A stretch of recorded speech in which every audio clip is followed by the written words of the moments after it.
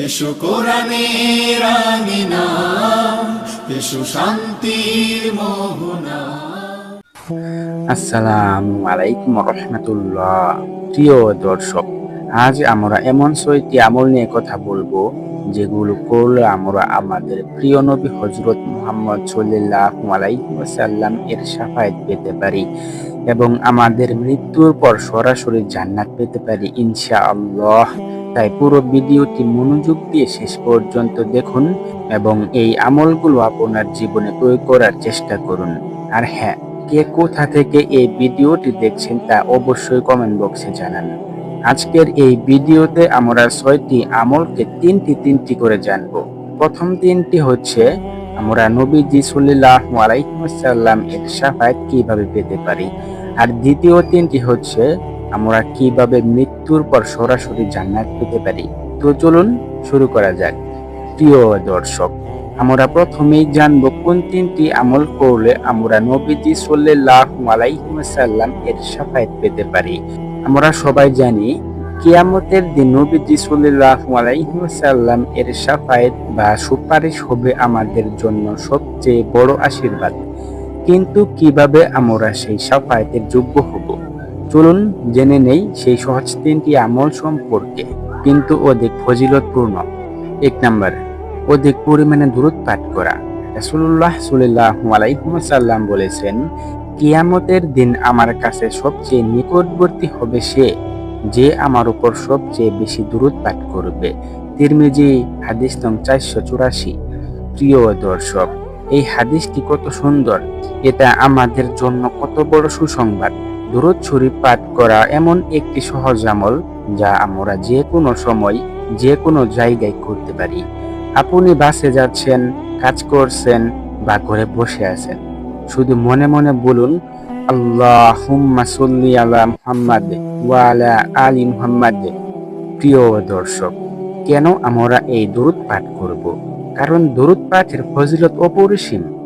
একটি সহিহ হাদিসে এসেছে, রাসূলুল্লাহ সাল্লাল্লাহু আলাইহি ওয়াসাল্লাম বলেছেন, যে ব্যক্তি আমার উপর একবার দুরূদ পাঠ করবে, আল্লাহ তার উপর 10 বার রহমত নাজিল করবেন।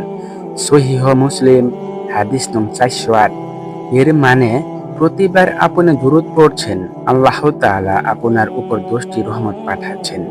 এছাড়াও আরেকটি হাদিসে এসেছে, যে ব্যক্তি আমার উপর 100 বার দুরূদ পাঠ করবে, আল্লাহ তার 100টি প্রয়োজন পূরণ করবেন, যার মধ্যে 70টি আখিরাতের জন্য এবং 30টি দুনিয়ার জন্য। তিরমিজি হাদিস নং 2457 হাসান। এই আমলটি এত সহজ যে আপনি যে কোনো সময় এটি করতে পারেন। দুরূদ পাঠ করলে আপনার গুনাহ মাফ হয়, দুআ কবুল হয় এবং কিয়ামতের দিন নবীজি সাল্লাল্লাহু আলাইহি ওয়াসাল্লাম এর নৈকট্য লাভ করা যায়। প্রিয় দর্শক, এবার আসুন কিভাবে বেশি বেশি দুরূদ পাঠ করব। প্রতিদিন সকালে ও সন্ধ্যায় একটি নির্দিষ্ট সংখ্যক দুরূদ পাঠ করার অভ্যাস গড়ে তুলুন, যেমন 100 বার বা 500 বার। আপনার যতটুকু সম্ভব হয় তা পাঠ করুন। ফজর নামাজের পর দুরূদ পাঠ করুন। হাদিস শরীফে এসেছে, নামাজের সালাম ফিরানোর পর দুরূদ পাঠ করা উত্তম। আবু দাউদ হাদিস নং 1522। যখনই মনে পড়বে মুখে দুরূদ পড়ার চেষ্টা করুন, এমনকি হাঁটতে হাঁটতে বা গাড়িতে বসে থাকলেও। বিশেষ করে জুমার দিনে বেশি বেশি দুরূদ পড়ুন, কারণ নবীজি সাল্লাল্লাহু আলাইহি ওয়াসাল্লাম বলেছেন, তোমাদের মধ্যে উত্তম দিন হলো জুমার দিন। এই দিনে আমার উপর তোমরা বেশি বেশি দুরূদ পাঠ করো, কারণ তোমাদের দুরূদ আমার কাছে পেশ করা হয়। আবু দাউদ হাদিস নং 1047 সহিহ। প্রিয় দর্শক, আসুন আমরা প্রতিদিন দুরূদ পাঠের অভ্যাস গড়ে তুলি। এটি আমাদের নবীজি সাল্লাল্লাহু আলাইহি ওয়াসাল্লাম এর শাফায়াতের কাছাকাছি নিয়ে যাবে ইনশাআল্লাহ। 2 নাম্বার, আন্তরিকভাবে শাহাদাত বলা। নবীজি সাল্লাল্লাহু আলাইহি ওয়াসাল্লাম বলেছেন, কিয়ামতের দিন আমার শাফায়াত পাওয়ার জন্য সবচেয়ে সৌভাগ্যবান ব্যক্তি সে ব্যক্তি যে আন্তরিকভাবে লা ইলাহা ইল্লাল্লাহ বলবে। সহিহ বুখারী হাদিস নং 99। প্রিয় দর্শক, লা ইলাহা ইল্লাল্লাহ এই কথাটির মাধ্যমে আমরা সাক্ষ্য দেই যে আল্লাহ ছাড়া কোনো সত্যিকারের ইলাহ নেই কিন্তু এখানে গুরুত্বপূর্ণ বিষয় হলো আন্তরিকতা। শুধু মুখে বললেই হবে না, আমাদের হৃদয় থেকে এই কথার প্রতি সম্পূর্ণ বিশ্বাস থাকতে হবে। প্রিয় দর্শক, আন্তরিকতার গুরুত্ব কি? একটি সহিহ হাদিসে এসেছে, রাসূলুল্লাহ সাল্লাল্লাহু আলাইহি ওয়াসাল্লাম বলেছেন, যে ব্যক্তি লা ইলাহা ইল্লাল্লাহ বলে এবং তার সরিষা দানা পরিমাণ ঈমান থাকে, সে জাহান্নামে প্রবেশ করবে না। সুবহানাল্লাহ। সহিহ বুখারী হাদিস নং 44। এই হাদিস থেকে আমরা বুঝতে পারি যে শুধু মুখে কালিমা পড়া যথেষ্ট নয়, এটি হৃদয় থেকে আন্তরিকভাবে বলতে হবে এবং জীবনে তা প্রতিফলিত করতে হবে। আরেকটি হাদিসে এসেছে, যে ব্যক্তি সাক্ষ্য দেয় যে আল্লাহ ছাড়া কোনো ইলাহ নেই এবং মুহাম্মদ সাল্লাল্লাহু আলাইহি ওয়াসাল্লাম আল্লাহর রাসূল, আল্লাহ তার জন্য জাহান্নামের আগুন হারাম করে দেন। সুবহানাল্লাহ। সহিহ মুসলিম হাদিস নং 32। প্রিয় দর্শক, কিভাবে আন্তরিকভাবে শাহাদাত পড়ব? যখন আপনি লা ইলাহা ইল্লাল্লাহ বলবেন, তখন একটু থেমে ভাবুন, আমি সত্যিই বিশ্বাস করি যে আল্লাহই আমার স্রষ্টা, তিনি আমার রিজিকদাতা, তিনি আমার সবকিছু। এই কালিমা আমাদের জীবনের প্রতিটি কাজে প্রতিফলিত হওয়া উচিত। যেমন আমরা যদি কোনো হারাম কাজের দিকে যাচ্ছি, তখন এই কালিমা আমাদেরকে থামিয়ে দেবে। প্রতিদিন সকালে ও রাতে কয়েকবার এই কালিমা পড়ুন। হাদিস শরীফে এসেছে, যে ব্যক্তি দিনে ও রাতে লা ইলাহা ইল্লাল্লাহু ওয়াহদাহু লা শারীকা লাহু পড়বে, তাকে সব ধরনের বিপদ থেকে রক্ষা করা হয়। তিরমিজি হাদিস নং 3888। সহিহ। প্রিয় দর্শক, এই কালিমা আমাদের ঈমানের ভিত্তি। এটি আন্তরিকভাবে পড়া এবং এর মর্ম অনুযায়ী জীবন গড়ার চেষ্টা করলে আমরা নবীজি সাল্লাল্লাহু আলাইহি ওয়াসাল্লাম এর শাফায়াতের যোগ্য হব ইনশাআল্লাহ। 3 নম্বরে, নবীজি সাল্লাল্লাহু আলাইহি ওয়াসাল্লামকে ভালোবাসা ও তার সুন্নত অনুসরণ করা। একজন সাহাবী নবীজি সাল্লাল্লাহু আলাইহি ওয়াসাল্লামকে জিজ্ঞেস করলেন, ইয়া রাসূলুল্লাহ, আমি তো বেশি বেশি নফল ইবাদত করতে পারি না, কিন্তু আমি আল্লাহ ও তার রাসূলকে খুব ভালোবাসি। নবীজি সাল্লাল্লাহু আলাইহি ওয়াসাল্লাম বললেন, তুমি হবে তাদের সঙ্গী যাদেরকে তুমি ভালোবাসো। সহিহ বুখারী হাদিস নং 6169 ও সহিহ মুসলিম হাদিস নং 2639। প্রিয় দর্শক, এই হাদিসটি আমাদের হৃদয়ের আশার আলো জড়ায়। তবে নবীজি সাল্লাল্লাহু আলাইহি ওয়াসাল্লামকে ভালোবাসা মানে শুধু মুখে বলা নয়, তার সুন্নাহ মেনে চলা। তিনি যেভাবে জীবনযাপন করেছেন, যেভাবে মানুষের সঙ্গে ব্যবহার করেছেন, সেই পথ অনুসরণ করা।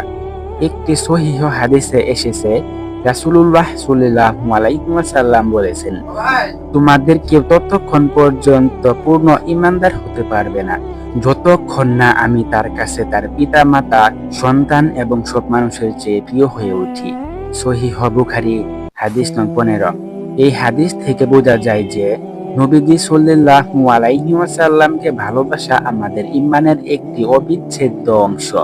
আরেকটি হাদিসে এসেছে, যে ব্যক্তি আমার সুন্নাহকে জীবিত করবে সে আমাকে ভালোবাসে, আর যে আমাকে ভালোবাসে সে আমার সঙ্গে জান্নাতে থাকবে। ইবনে মাজাহ হাদিস নং 1063 হাসান। প্রিয় দর্শক, কিভাবে নবীজি সাল্লাল্লাহু আলাইহি ওয়াসাল্লামকে ভালোবাসবো? তার জীবনী পড়ুন। সিরাতুন নবী বা নবীজির জীবনের ঘটনা পড়লে আপনি তার প্রতি ভালোবাসা অনুভব করবেন। হাদিস শরীফে এসেছে, নবীজি সাল্লাল্লাহু আলাইহি ওয়াসাল্লাম এর জীবনী জানা আমাদের ঈমান বাড়ায়। তার ছোট ছোট সুন্নাহ মেনে চলুন এবং খাওয়ার আগে বিসমিল্লাহ বলা, ডান হাত দিয়ে খাওয়া, মিসওয়াক করা। হাদিস শরীফে এসেছে, যে ব্যক্তি ডান হাত দিয়ে খায় সে আমার সুন্নাহ অনুসরণ করে। সহিহ বুখারী হাদিস নং 5376। তার শিক্ষা অনুসরণ করুন, যেমন সবার সঙ্গে হাসি মুখে কথা বলা, দান করা এবং ধৈর্য ধরা। নবীজি সাল্লাল্লাহু আলাইহি ওয়াসাল্লাম বলেছেন, হাসি মুখে মানুষের সঙ্গে মিলিত হওয়া সদকা। সহিহ বুখারী হাদিস নং 6024। প্রিয় দর্শক, নবীজি সাল্লাল্লাহু আলাইহি ওয়াসাল্লাম এর সুন্নাহকে জীবনে অংশ করে তুললে আমরা তার শাফায়াতের যোগ্য হব ইনশাআল্লাহ। প্রিয় দর্শক, এবার আসুন মৃত্যুর পর সরাসরি জান্নাতে প্রবেশের 3টি আমল সম্পর্কে জানা যাক, যেই আমলগুলো আমাদের মরণের পর সরাসরি জান্নাতে নিয়ে যাবে ইনশাআল্লাহ। এই আমলগুলো এতই সহজ যে আমরা সবাই এগুলো আমাদের দৈনন্দিন জীবনে অন্তর্ভুক্ত করতে পারি। 1 নম্বরে, প্রতিদিন সূরা ইখলাস 3 বার পাঠ করা। রাসূলুল্লাহ সাল্লাল্লাহু আলাইহি ওয়াসাল্লাম বলেছেন, যে ব্যক্তি প্রতিদিন 3 বার সূরা ইখলাস পাঠ করবে সে জাহান্নামের আগুন থেকে মুক্তি পাবে এবং জান্নাতে প্রবেশ করবে। তিরমিজি, হাদিস নং 2907, সহিহ। প্রিয় দর্শক, সূরা ইখলাস একটি খুবই ছোট সূরা, কিন্তু এর ফজিলত অপরিসীম। এই সূরাটি পড়লে পুরো কোরআন 1/3 পড়ার সওয়াব পাওয়া যায়। ভাবুন তো, মাত্র 3 বার পড়লেই আপনি জাহান্নাম থেকে মুক্তি পাবেন এবং জান্নাতে প্রবেশের সুসংবাদ পাবেন। প্রিয় দর্শক, চলুন সূরা ইখলাসের ফজিলত সম্পর্কে জানা যাক। একটি সহিহ হাদিসে এসেছে, রাসূলুল্লাহ সাল্লাল্লাহু আলাইহি ওয়াসাল্লাম বলেছেন, যে ব্যক্তি সূরা ইখলাস 3 বার পড়বে সে যেন পুরো একটি কোরআন পাঠ করছে। সহিহ বুখারী, হাদিস নং 5013। এর মানে প্রতিদিন 3 বার সূরা ইখলাস পড়লে আপনি প্রতিদিন একবার কোরআন পাঠের সমান সওয়াব পাবেন। এছাড়াও আরেকটি হাদিসে এসেছে, যে ব্যক্তি রাতে সূরা ইখলাস, সূরা ফালাক এবং সূরা নাস 3 বার করে পড়বে তাকে সব ধরনের অনিষ্ট থেকে রক্ষা করা হবে। তিরমিজি, হাদিস নং 2829, সহিহ। এই সূরাটি পড়া শুধু জান্নাতের পথ সহজ করে না, বরং এটি আমাদের দৈনন্দিন জীবনে আল্লাহর হেফাজতও নিয়ে আসে। এটি মাত্র কয়েক সেকেন্ডের আমল, কিন্তু এর প্রভাব আখিরাত পর্যন্ত বিস্তৃত। প্রিয় দর্শক, প্রতিদিন সকালে ঘুম থেকে উঠে 3 বার সূরা ইখলাস পড়ুন। রাতে ঘুমানোর আগে আরেকবার 3 বার পড়ুন। যে কোনো সময় মনে পড়লে পড়ে ফেলুন। এটি মাত্র কয়েক সেকেন্ডের ব্যাপার। ফজরের নামাজের পর তাসবিহ তাহলিলের সময় সূরা ইখলাস পড়ার অভ্যাস করুন। প্রিয় দর্শক, এই ছোট আমলটি আপনার জীবনে নিয়মিত করে ফেলুন। এটি আপনাকে জান্নাতের দরজার কাছাকাছি নিয়ে যাবে ইনশাআল্লাহ। 2 নম্বরে, প্রত্যেক ফরজ নামাজের পর আয়াতুল কুরসি পাঠ করা। নবীজি সাল্লাল্লাহু আলাইহি ওয়াসাল্লাম বলেছেন, যে ব্যক্তি প্রত্যেক ফরজ নামাজের পর আয়াতুল কুরসি পড়বে তার জন্য জান্নাতে প্রবেশ করা ছাড়া আর কিছুই বাধা হবে না, শুধু মৃত্যু ছাড়া। নাসাই, হাদিস নং 2928, সহিহ। আলবানী। প্রিয় দর্শক, আয়াতুল কুরসি কুরআনের সবচেয়ে মর্যাদা সম্পূর্ণ আয়াত। এটি আল্লাহর মহিমা, ক্ষমতা এবং সার্বভৌমত্বের কথা বর্ণনা করে। এই আয়াত পড়লে আল্লাহ আমাদের সুরক্ষা দেন, শয়তান থেকে রক্ষা করেন এবং জান্নাতের পথ সহজ করেন। প্রিয় দর্শক, এবার আসুন এই আয়াতুল কুরসির ফজিলত সম্পর্কে জানা যাক। একটি সহিহ হাদিসে এসেছে, রাসূলুল্লাহ সাল্লাল্লাহু আলাইহি ওয়াসাল্লাম বলেছেন, যে ব্যক্তি রাতে ঘুমানোর আগে আয়াতুল কুরসি পড়বে আল্লাহ তার জন্য সুরক্ষা দেবেন এবং শয়তান তার কাছে আসতে পারবে না। সহিহ বুখারী, হাদিস নং 2311। এই হাদিস থেকে বোঝা যায় যে আয়াতুল কুরসি আমাদের জীবনে এবং আখিরাতে উভয় ক্ষেত্রেই সুরক্ষা প্রদান করে। এছাড়াও প্রতিদিন ফরজ নামাজের পর এই আয়াত পড়া জান্নাতে প্রবেশের সহজ পথ করে। প্রিয় দর্শক, এই আয়াতুল কুরসি কিভাবে পড়ব? প্রত্যেক ফরজ নামাজের পর তাসবিহ তাহলিলের আগে বা পরে একবার আয়াতুল কুরসি পড়ুন। এটি পড়ার সময় মনোযোগ দিয়ে পড়ুন এবং আয়াতের মর্ম বোঝার চেষ্টা করুন। রাতে ঘুমানোর আগে এবং ফজরের নামাজের পর এটি পড়ার অভ্যাস করুন। প্রিয় দর্শক, আয়াতুল কুরসি পড়তে মাত্র 30 সেকেন্ড সময় লাগে, কিন্তু এর ফজিলত আপনাকে জান্নাতের দরজায় নিয়ে যাবে। এই আমলটি আপনার জীবনে একটি অংশ করে ফেলুন ইনশাআল্লাহ। 3 নাম্বার, জুমার দিনে বা রাতে সূরা আল কাহফ পড়া।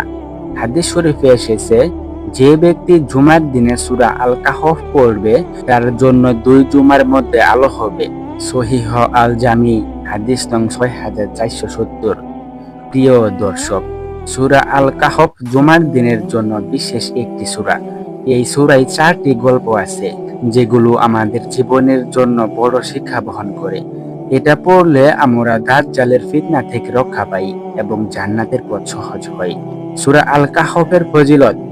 আরেকটি হাদিসে এসেছে, যে ব্যক্তি সূরা আল কাহফের প্রথম 10 আয়াত মুখস্থ করবে সে দাজ্জালের ফিতনা থেকে রক্ষা পাবে।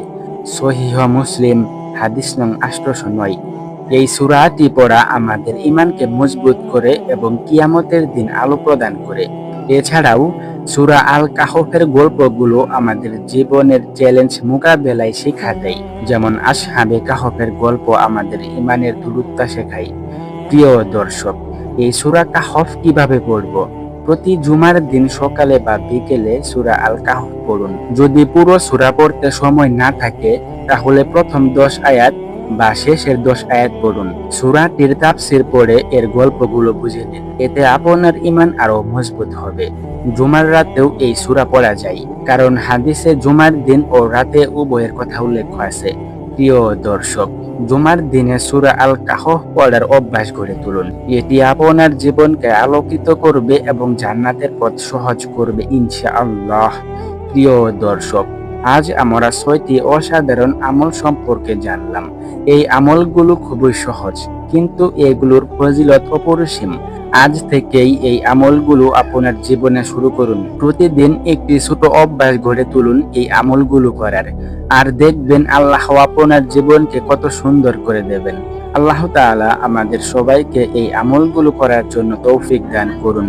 আমিন।